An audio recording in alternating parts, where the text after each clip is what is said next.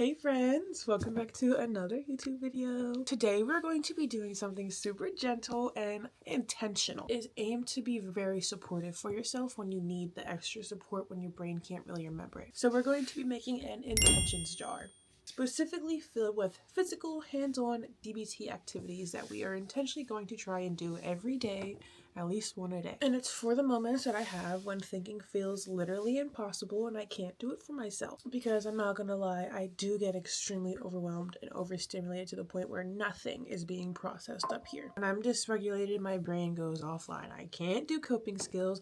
I can't think regularly. I can't calm down. I can't journal. I feel like I cannot do anything when I am dysregulated like that. So instead of expecting myself to be able to think clearly in that state of mind, I'm going to do an alternative and do something that's going to help me. It's going to work for me, right? So the DBT jar is going to be obviously a jar full of intentional activities that are going to help us be able to come back to our body, right? It's always the goal, end of the day, grounding. So let's get everything gathered and started, shall we? Okay, so supplies I grabbed are a candle, that very little candle wax left. It doesn't really burn.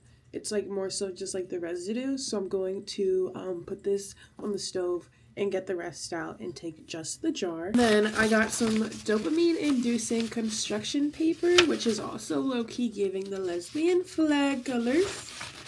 But we're going to write the activities on the construction paper so it is nice to the brain when we look at it. It's nice and colorful, nice and cute. Nice and cute. I have a list of a whole bunch of stuff I'm going to be putting on here on my iPad. A lot of it, again, is just hands-on activities that I'm going to do to help ground myself that I have found genuinely do help over the years. Like, people ask me, like, oh my, where do you come up with these things? Where do you find them? I have been actively searching out coping mechanisms for the past, like, 7 years now. 7 years. So, yeah, it's not really like I just like start doing them or I just randomly like they randomly pop into my brain. Like, no, I've actively had to search, research, find things that help, the science behind it. Like, it is such a long thing. But yeah, we're also going to need scissors to cut the intention concepts out of the construction paper as well. And we're going to label the intentions jar when we're all done with the intentions themselves. So obviously I'm going to share a couple of mine with you guys. We're doing 30, so there are so many different things. What may work for me may not work for you as well, because again, everyone's different. Our bodies all tolerate different things. So the first one, obviously my favorite DBT skill is tips, so I'm diving straight in with some sort of temperature.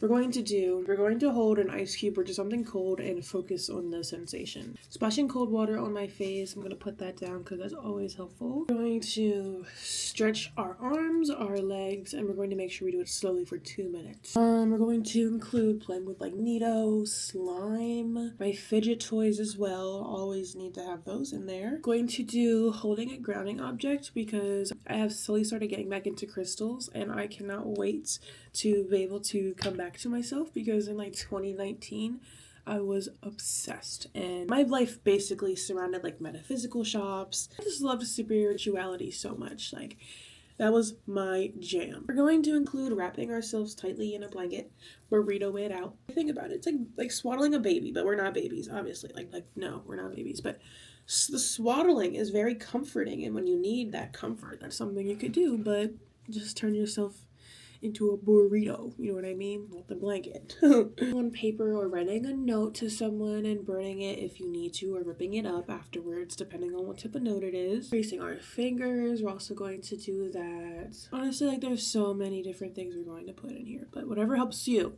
Remember, do what helps you. That is crucial. That is crucial.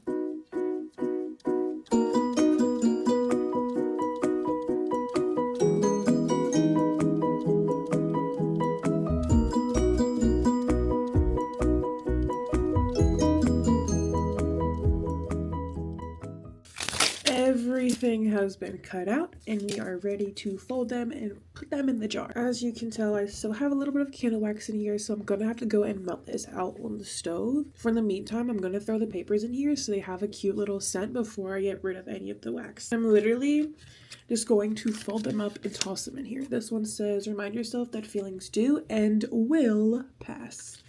We're going to fold her up and toss her in there. Another one. Go for a color walk. Obviously, as long as it's not cold outside. Take a mindful shower. Color or doodle without caring about what it looks like. Yes. Light a candle and watch the flame flicker. Write a letter of release and burn it. One of my favorite alternatives and skills to use. Organize a small space. Make affirming, reassuring bracelets. I love doing this. I have a whole bunch of different ones. You guys will see what I have coming in the near future, and I hope you guys like it. Simply name your emotions without shaming them. And then this is what it would look like. It would have a whole bunch of papers in there, and then you pop one out, take one, and engage in the skill intentionally. I plan on using this jar whenever I feel stuck, dysregulated, or empty entirely, and I just feel like I can't move on from where I'm at right now. But I feel like this helps me because it helps like reduce decision fatigue because I'm so indecisive.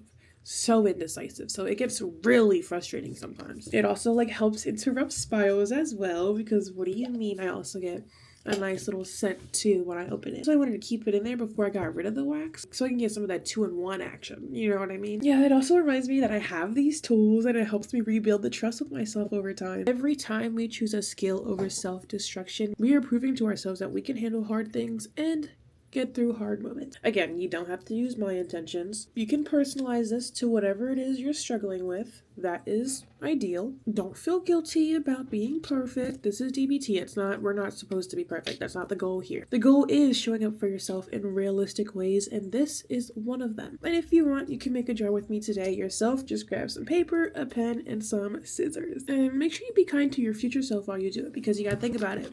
This is for future you. You deserve support, especially from yourself.